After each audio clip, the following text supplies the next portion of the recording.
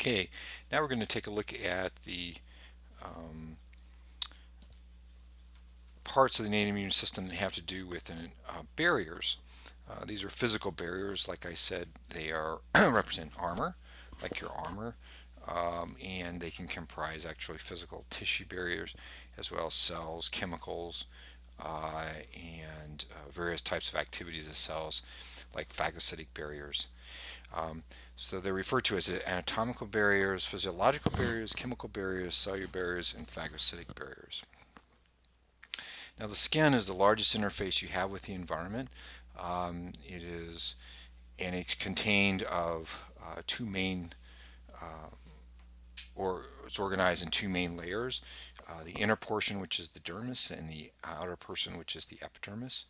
And it contains several other layers, which are topped with a very tough protein called keratin. Um, and keratin is shed and is produced by the skin and provides that interface with your environment. And you can see here in this picture here, um, the epidermis is this top layer, and the keratin is on that layer, and then the dermis itself. The dermis is underneath it. It's a much larger layer. Um, Sensory nerves are very close to the surface, and there'll be greater or lesser density depending on where they're at. There's oil glands, there's follicles, a variety of different things. But this area is a very this forms the very basis of your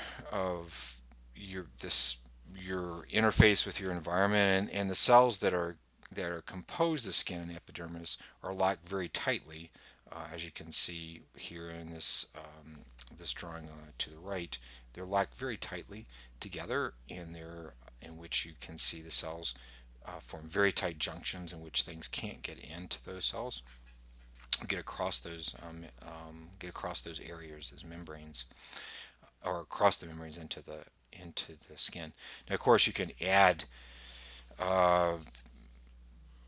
you can add lipophilic drugs and lotions and things, and that can potentially pass by that. Or you could use electrophoretic techniques to open up pores in this. But for by and large, these areas are very tight, and that's a good thing, and protects you.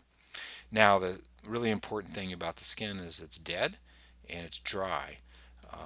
Dead in terms of the surface, the outer surface, and it's continually being replaced and shed off and shed. And this is really important because you want to have dry skin, not like dry when we think of Minnesota, in which you have the skin becomes cracked because of the low humidity, but you want to have area in which you have a proper balance of oils on the skin, which keeps it supple, but also these oils that you produce are bacteriostatic, in the sense that bacteria do not like to grow in them.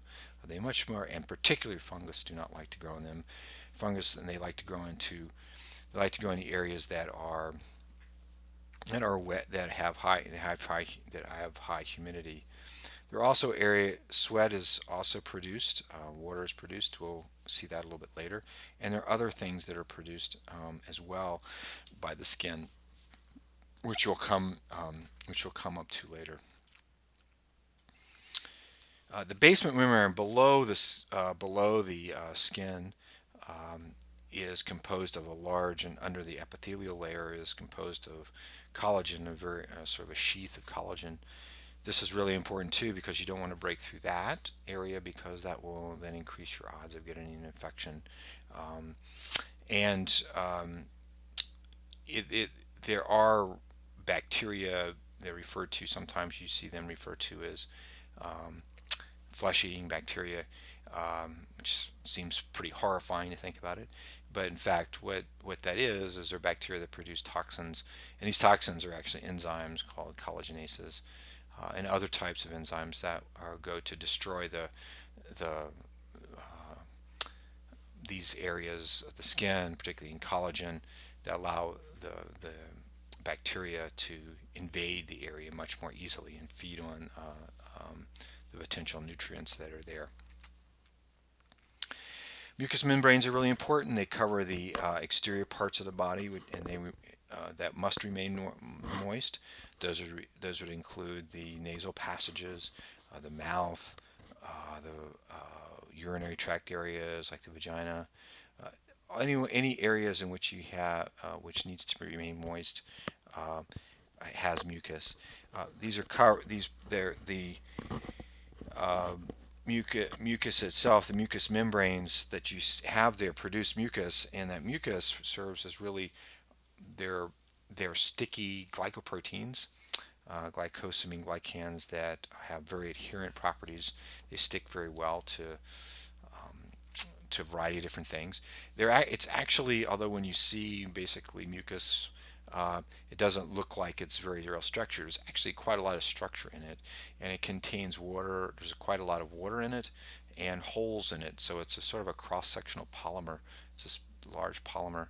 And some viruses can actually penetrate that and kind of weave their way through that quite successfully.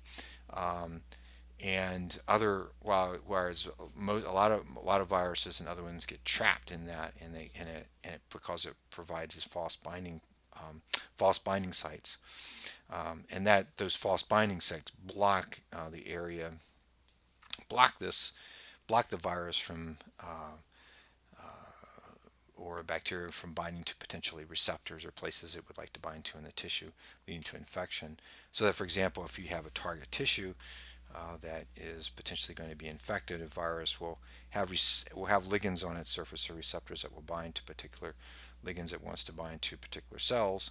And on the target tissue, if you add mucus to that, the mucus will serve to block that by providing another place that's rather non-specific for the virus to bind, and blocking that interaction, and therefore blocking the interaction of the virus being able to infect the cells. Um, it's also one reason with mucus, when you get more mucus, you produce more mucus during an infection. It's also a way for the virus to spread itself and spread itself out by engaging you to produce more mucus to spread the virus outside of the body, as a reaction, as also a reaction to the of your body to get rid of the virus by using that, by increasing the amount of mucus.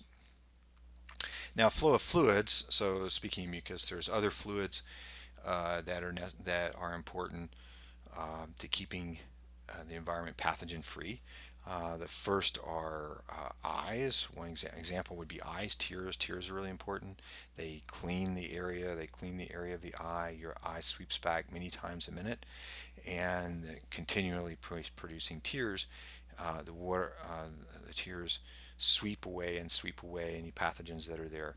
Dry eye syndrome can be quite bad and can lead to infections. So that's why it's really important to have um, good tear production. Others, vagina, fluid and menstruation cells from menstruation is there's secretions that are produced that continuously clean out the vagina, that allow it to be that allow cells, particularly menstruation, to be cleaned out to be removed from the vagina. Urinary tract is important. Fluids are important there. Urine itself is sterile except the first part. Remember, when you give a urine sample, they want you to not give them that first part, and that's because it usually has quite a bit of bacteria in it, which when the urine passes down, it basically pushes out, cleans out the urethra of any bacteria that might be flowing, that might be there. Skin, sweat, as we said, sweat's a way of flowing and getting rid of, not only just cooling you, but also allowing you, sweeping away potential pathogens that are in the pores and things.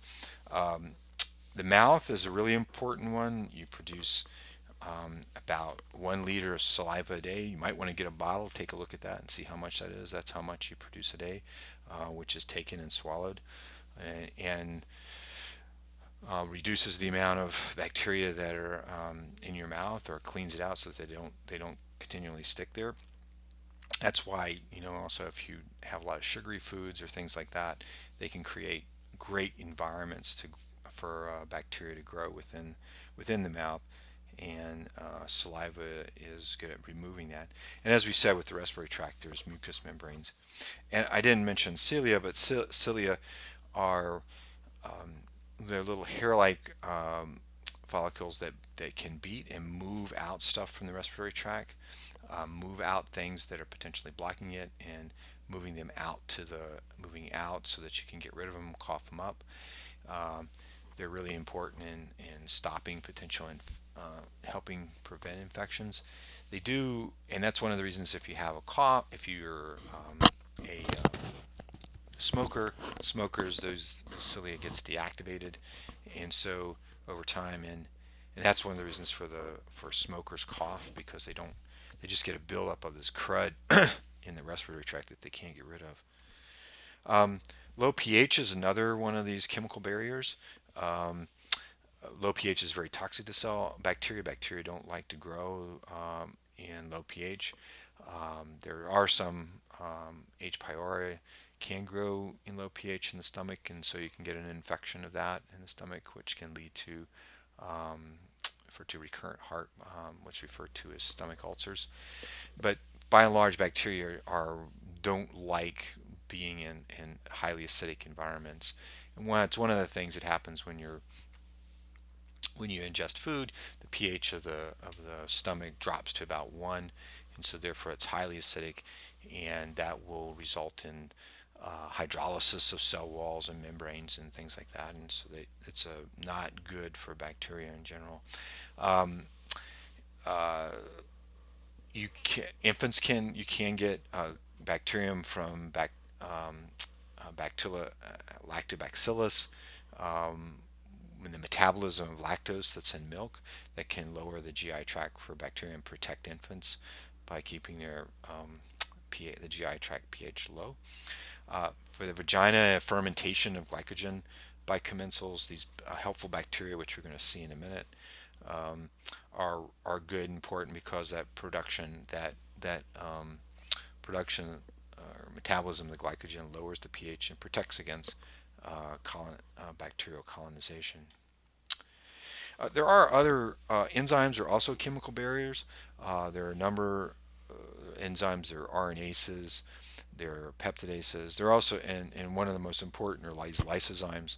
They are important because, particularly for bacteria, because they will dissolve, lead to dissolution of bacterial cell walls. They particularly like to um, hydrolyze peptidoglycans, on which are abundant on gram-negative and gram-positive bacteria, but they're absent in humans. And these enzymes can survive quite a long time, in the GI tract. They can be excreted. They're extremely robust. They have high um, temperatures of unfolding. They're robust at very high temperatures. They remain fully folded and active, and they can hydrolyze it, have a fairly broad range of pH optimum. So these are really good for just, again, there's another part of the defense against bacteria infections. As I mentioned before, oil is important for the skin. The technical name for that is sebum. It contains unsaturated fatty acids, and they're part of protective oily secretion on the skin, and they maintain the dryness of the skin, uh, and and the suppleness of the skin, so that you don't have areas of high humidity, which typical areas in which you have a breakdown of these areas, you might get yeast infections, for example, or infections that in spaces which are damp spaces like the armpits and things like that. But this oil is really important to do it.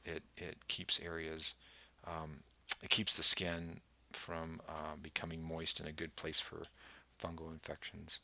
Um, Interferons are another. They're a chemical signal that's sent. They're actually small they're peptide proteins. They're proteins. Um, that are chemical signals that are sent by cells that are infected. As its name implies, interferons, they interfere with viral infections. That's where the name comes from. And they're released by virally infected cells to prevent virus proliferation in nearby cells. They activate cells to inhibit protein synthesis and nucleic acid replication, so to shut down, because viruses depend on the cell's ability uh, to replicate its own proteins, to make its own proteins, translate its own proteins, and also replicate its nucleic acid. Because remember, viruses don't have all the machinery necessary for life. Increase the ability for cells to express what we'll see later are immune receptors that are necessary for activating the adaptive immune response, and they increase that activity, and they increase the activity of cells that are phagocytic cells, which you'll see in the next lecture, um, to be able to go and destroy and get rid of the virally infected tissues and viruses. You can see that here. This is a cell. If you see a cell is being infected, it will then lead that cell to produce interferon alpha and beta, and the interferon alpha and beta are good antivirals. In fact, and they lead to the activation of the cells, activation of the in a paracrine way as well as an autocrine way. Um, uh, the activation of potentially cells that are not infected to increase their ability to fight the coming infection. This has proven to be quite useful because, for example, interferon alpha is a very potent antiviral, and has been FDA approved, and until recently was the standard of care for HCV patients, along with ribavirin. Now, of course, there's two drugs. There's a couple of drugs that have done really well, and so you're going to see a decrease in that, which is good because interferon alpha production is not cheap, and it also has side effects associated with it. Now, the commensals, as I mentioned before, are organisms, and by and large bacteria, that grow in and around you and on your body, and they're helpful because they can do a number of things. One is, most importantly, they prevent colonization of bacterial strain of pathogenic strains, and what they do is they basically take over the space that's necessary, um, uh, sort of the real estate that is there. They occupy all that real estate and form barriers such that pathogen that would want to start being able to grow there can't do it because the resources are not there. You are at any one time carrying potential pathogenic bacteria, but they don't really harm you because not only is your immune system activated, but these commensals are there helping you out by taking up the potential real estate necessary for producing them, for activating, for enhancing their proliferation. They do produce vitamins as well. There's a number of vitamins like folate, which can't be we have to take either a supplement, in our that are in our food, or they're produced also by bacteria, and that we depend on. They also help us in metabolizing the food that we have, and metabolizing food in the GI tract. Remember, most of feces is just dead bacteria, and so you have a lot of bacteria in your GI tract. In fact, if we were to take all the if you were to take you and I know this sounds horrific, but reduce you down, grind you down, and extract all the DNA from you, we would find that most of the DNA that we extracted from you was actually be bacterial DNA and not human DNA. And so there is just trillions and trillions of bacteria that are in your body at any one time, and they're by and large helping you out actually. Um, and a number of these and they depend in these environmental there are a number of environmental requirements for them: oxygen, temperature, nutrients, humidity, pH, resistance to potential enzymes the body is producing. um, they are natural barriers to productive infection, and they take up these areas, providing areas of good oxygen, they have the nutrients, they're in the right temperature. They take up areas where that's the case. They have the right humidity, the right pH, and you see that particularly in the GI tract. You also see it on the skin because there's quite a lot of bacteria that grows on the skin, um, uh, and different types of bacteria that are non-pathogenic that help. And you can see here the reason why this is in terms of the pathogenic, why it just sort of illustrates why it's important. So for example, for a Clostridium difficile, C. diff infection, this really can come about when the something has happened in which, for example, the bacteria that are in the gut that are occupying the gut, taking up the space, may get destroyed, significantly destroyed by an antibiotic, for example, that would destroy these and wipe them out. Because remember, an antibiotic is most antibiotics are not particularly specific for a particular strain of bacteria. In fact, they're for the most part all broad. They will either hit gram negatives, gram positives, or both. And so they can have a tremendous, while they can cure you of an infection, they can also lead to potentially another infection by another bacterium that doesn't necessarily respond to that antibiotic, and that allows then to the back the if you reduce that population, then it provides a toehold, foothold for pathogen to occupy that space and grow. And particularly for example, for C. difficile, it produces toxins that result in the death of the cells of the GI tract, which can result in lesions and blood in the stool and loss of water and just a lot of leaking of cells in and out into the GI tract, and that causes quite a lot of problem. And this can be currently really really difficult to get rid of. One way to get rid of this, people have explored, researchers have explored, is to, when you see this, when it's down like this, the commensals, is to restore those, is to restore the commensals population, and you can do that using, in some cases, probiotics. In other cases, people are using purified stool samples. Now here's a list of the different commensals. This is not a complete list at all. It's just a list I put together of some of them, and you can see most of them are in the mouth area, the GI, larynx, and then the intestine, and then you have some in the skin, particularly epidermis. I told you, but there is probably about 1,000 different species that can be found in a one individual at any one time, and just trillions of different trillions of bacteria all over you.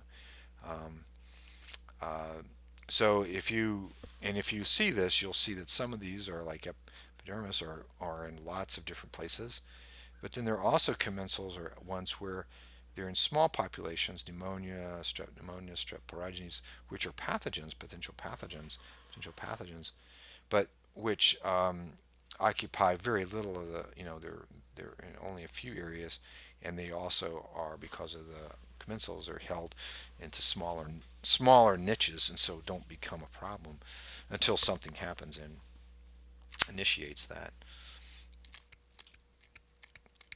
So what we're going to do now is, there's a review. Here's 3 review questions for you. Over this material we just discussed. Please take some time to stop now. You might want to answer these questions.